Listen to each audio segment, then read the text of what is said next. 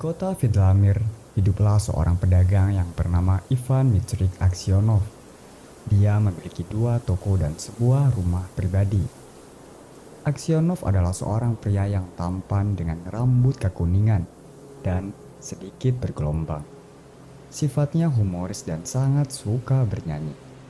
Ketika masih muda, dia banyak menghabiskan waktu dengan mabuk-mabukan dan selalu membuat onar ketika sudah mabuk berat. Namun, sejak menikah, dia memutuskan untuk berhenti minum, kecuali di saat-saat tertentu. Suatu hari di musim panas, Aksionov hendak berangkat pergi ke pekan raya Nizhny. Saat dia berpamitan dengan keluarganya, istrinya berpesan, "Ivan Dmitrik, janganlah kau berangkat hari ini. Semalam aku mendapatkan mimpi buruk tentangmu." Aksionov tertawa dan berkata, "Kau hanya takut kalau aku akan kembali mabuk-mabukan sesampainya di sana." Istrinya menjawab, "Aku tidak tahu apa yang kutakutkan. Yang pasti aku mendapatkan mimpi buruk.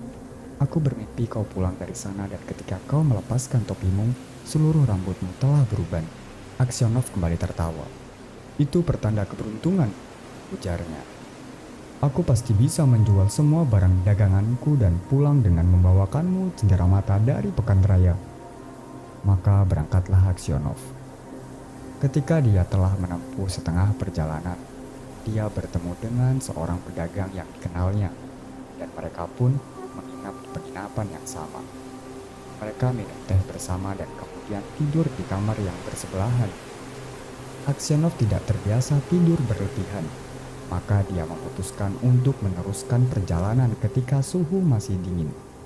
Dia membangunkan kusir dan memintanya untuk menyiapkan kudanya. Kemudian dia berjalan ke tempat pemilik penginapan, membayar biaya menginapnya, dan kembali melanjutkan perjalanan. Ketika dia telah berjalan sekitar 25 mil, dia berhenti karena kudanya perlu diberi makan. Aksionov memutuskan untuk istirahat juga dan masuk ke dalam sebuah kedai. Dia memesan minuman hangat, mengeluarkan gitarnya, lalu mulai bernyanyi. Tiba-tiba sebuah kereta berhenti di depan bar, dan masuklah seorang detektif bersama dengan dua polisi. Dia mendekati Aksionov dan mulai menginterogasinya.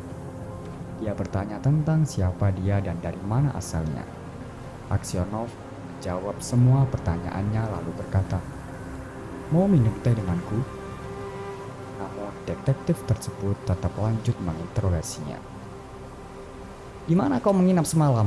Apa kau sendirian atau bersama seseorang? Apa kau bertemu dengan seseorang pedagang pagi ini? Kenapa kau meninggalkan penginapan sebelum fajar?" Aksionov heran kenapa dia ditanyai pertanyaan-pertanyaan semacam ini. Tapi dia menjelaskan semua yang terjadi dan menambahkan, "Kenapa kau menginterogasiku seolah aku ini pencuri atau perampok? Aku sudah menempuh perjalanan bisnis sendirian, dan jangan menanyaiku seperti itu." Kemudian sang detektif memanggil para polisi yang dibawanya dan berkata, "Aku polisi di wilayah ini, dan aku menginterogasimu karena pedagang yang bersamamu semalam ditemukan tewas dengan luka sayatan di leher. Kami ingin memeriksa barang-barangmu." Mereka pun masuk ke dalam kamar. Para polisi dan detektif membuka koper yang dibawa Aksionov dan mulai menggeledahnya. Tiba-tiba sang detektif mengeluarkan sebilah pisau dari dalam tas Aksionov dan berteriak, "Pisau siapa ini?"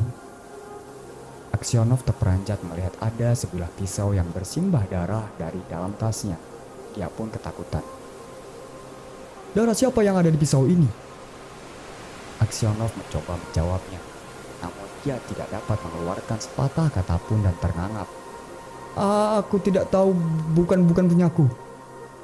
Kemudian detektif berkata, "Pagi ini seorang pedagang ditemukan tewas di atas ranjangnya dengan luka sayat di leher.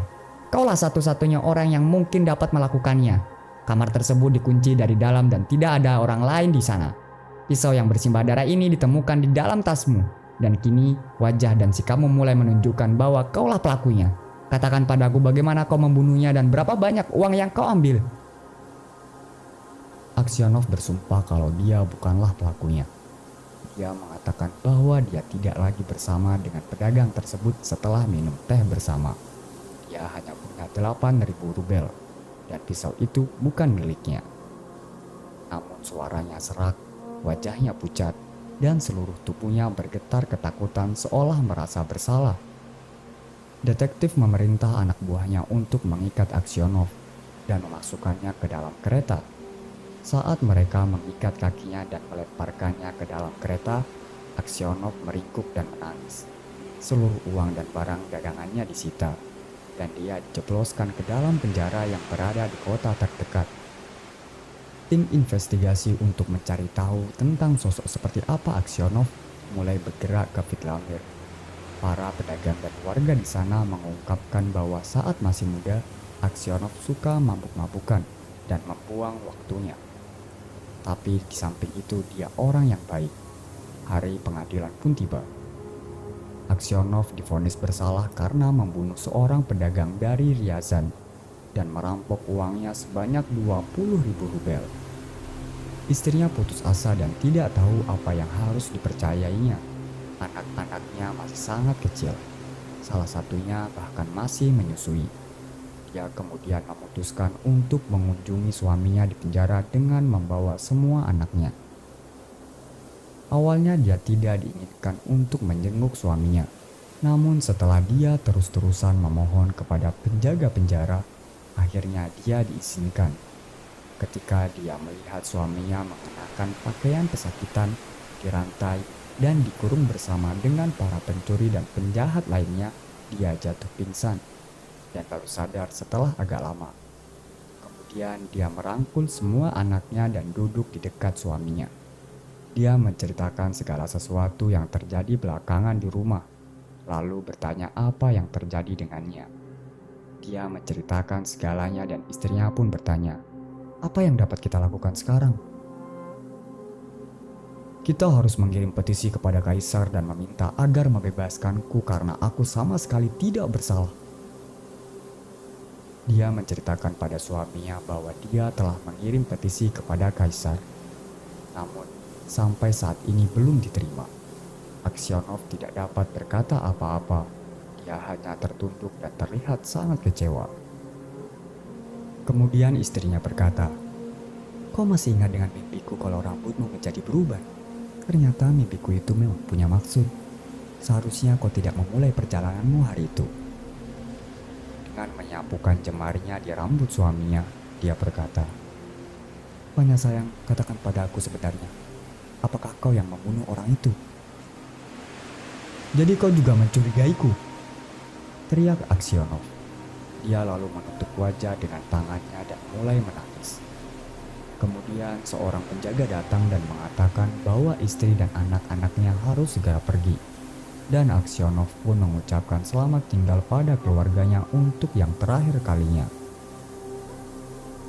Ketika mereka telah pergi, Aksionov mengingat kembali apa yang dikatakan istrinya. Dan ketika dia teringat bahwa istrinya juga mencurigainya, dia membatin. "Sepertinya hanya Tuhan yang tahu kebenarannya. Hanya kepada Tuhan sajalah aku harus mengadu. Dan hanya kepada Dia sajalah aku harus meminta ampunan." Akhirnya Aksionov berhenti menulis petisi lagi. Dia telah pasrah pada nasibnya dan hanya berdoa kepada Tuhan. Aksionov dijatuhi hukuman cambuk dan dikirim ke pertambangan. Maka ketika luka cambuknya belum sembuh, dia langsung diberangkatkan ke penjara Siberia bersama dengan narapidana lainnya. Selama 26 tahun Aksionov menjalani hukumannya di Siberia. Seluruh rambutnya telah berubah seputih salju dan janggutnya tumbuh panjang, tipis, dan abu-abu. Semua keceriaan dalam dirinya telah sirna. Kini tubuhnya bungkuk. Dia berjalan dengan perlahan, hanya sedikit berbicara dan tidak pernah tertawa.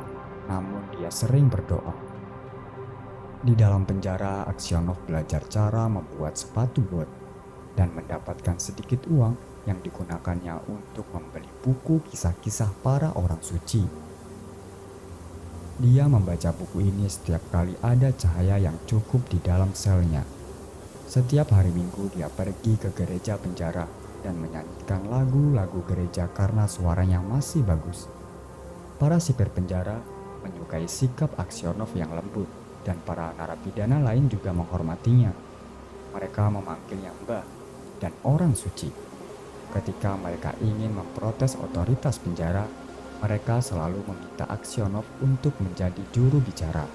Dan ketika ada pertikaian di antara narapidana, Aksionov selalu diminta untuk mendamaikan dan menimbang perkara tersebut. Tidak ada satupun kabar tentang keluarganya. Aksionov bahkan tidak tahu apakah istri dan anak-anaknya masih hidup. Suatu hari, segerombolan narapidana baru tiba di sana. Malam harinya, narapidana yang lama mengumpulkan mereka semua dan bertanya dari mana asal mereka dan apa kejahatan yang telah mereka lakukan. Aksionov duduk di dekat para tahanan yang baru dan mendengarkan dengan ekspresi iba terhadap apa yang diceritakan oleh mereka. Salah satu narapidana baru menceritakan alasan kenapa dia dipenjara. Dia mempunyai tubuh yang tinggi dan kekar, berumur sekitar 60-an dan janggut abu-abu. "Begini ceritanya," ujarnya. "Aku hanya mengambil kuda yang diikatkan di tiang pengerat. Kemudian aku ditangkap dan dituduh mencuri. Aku menjawab bahwa aku hanya mengambil kuda tersebut agar aku dapat pulang lebih cepat. Dan setelah itu akan kulepaskan. Lagi pula pemilik kuda tersebut adalah teman dekatku. Jadi kubilang pada mereka, tenang saja, aku tidak mencuri. Tapi mereka berkata, tidak, kau pasti mencurinya. Tapi mereka tidak dapat menjelaskan bagaimana dan di mana aku mencuri kuda tersebut. Dulu aku memang pernah melakukan kejahatan dan seharusnya sudah dikirim kemari sejak lama. Tapi saat itu kejahatanku tidak ketahuan. Sekarang aku ditahan walau kali ini aku tidak bersalah. Tapi itu bohong.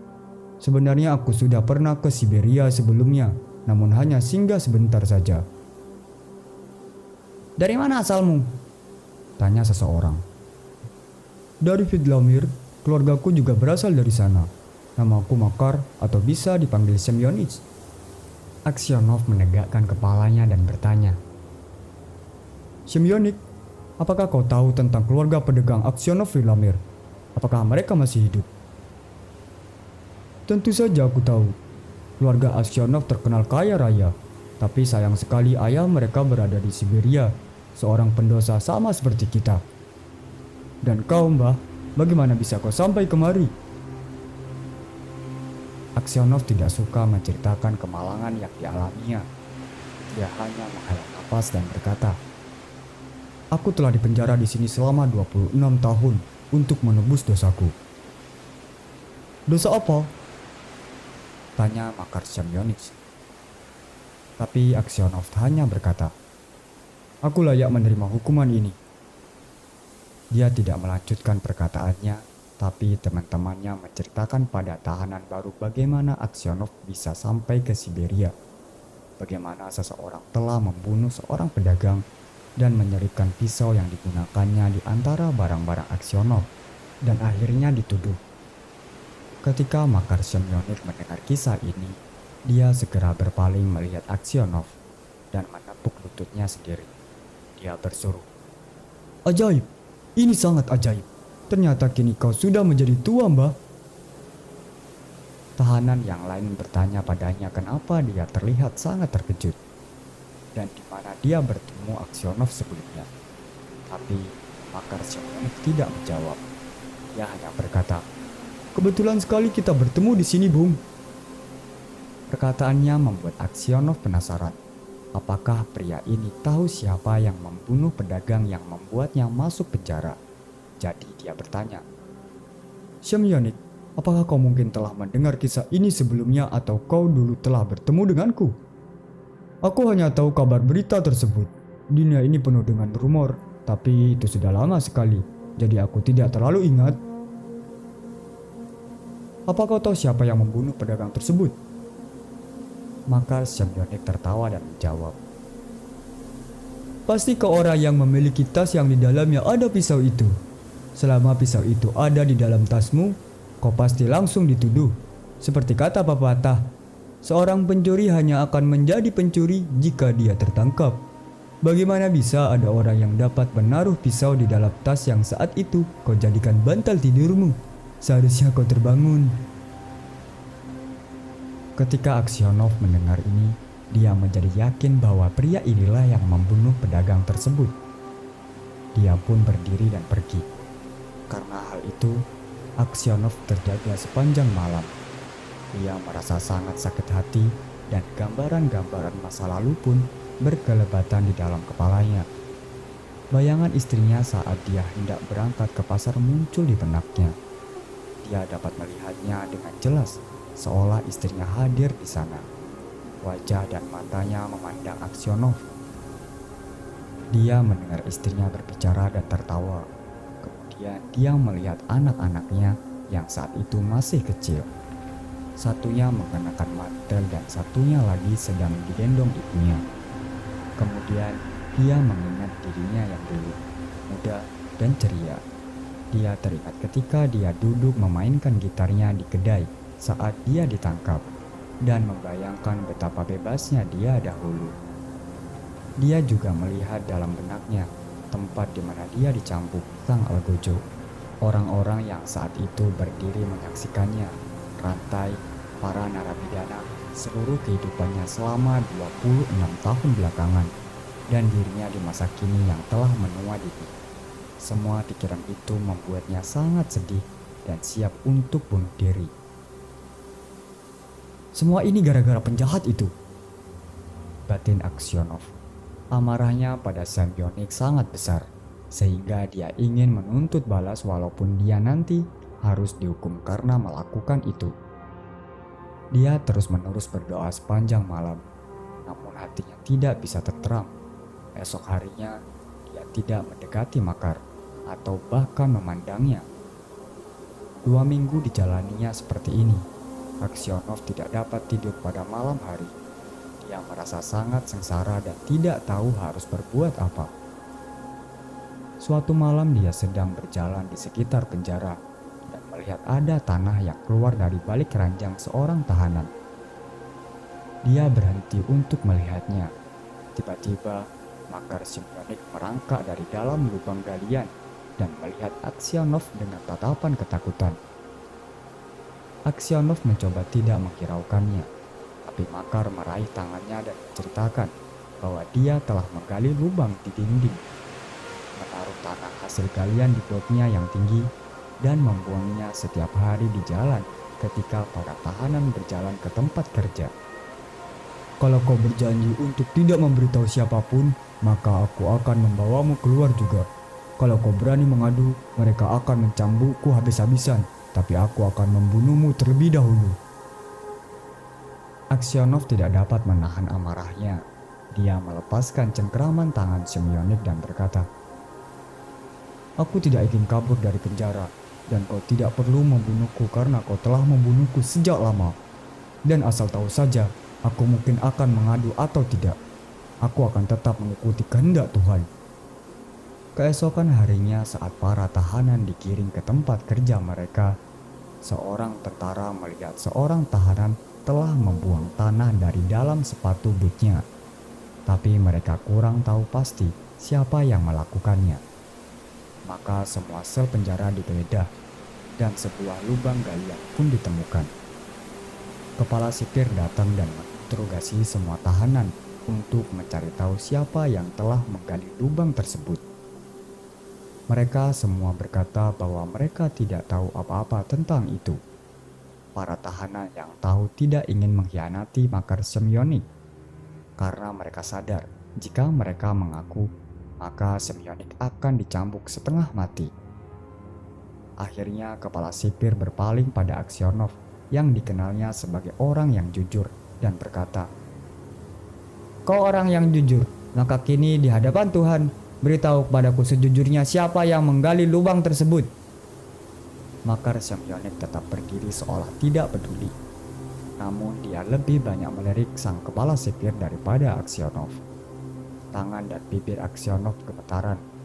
Dia tidak mengatakan apa-apa untuk beberapa lama. Dia berpikir, "Kenapa aku harus melindungi orang yang telah menghancurkan hidupku? Biar saja ini menjadi balasannya karena telah membuatku sengsara. Tapi kalau aku mengatakan yang sebenarnya, mereka mungkin akan mencambuknya sampai mati, dan mungkin kecurigaanku padanya tidak benar. Lagi pula apa untungnya bagiku?" "Pak Tua,"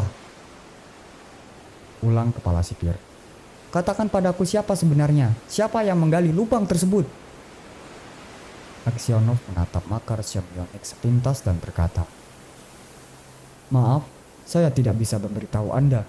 Tuhan berkehendak agar saya tidak mengatakannya, maka hukum saja saya."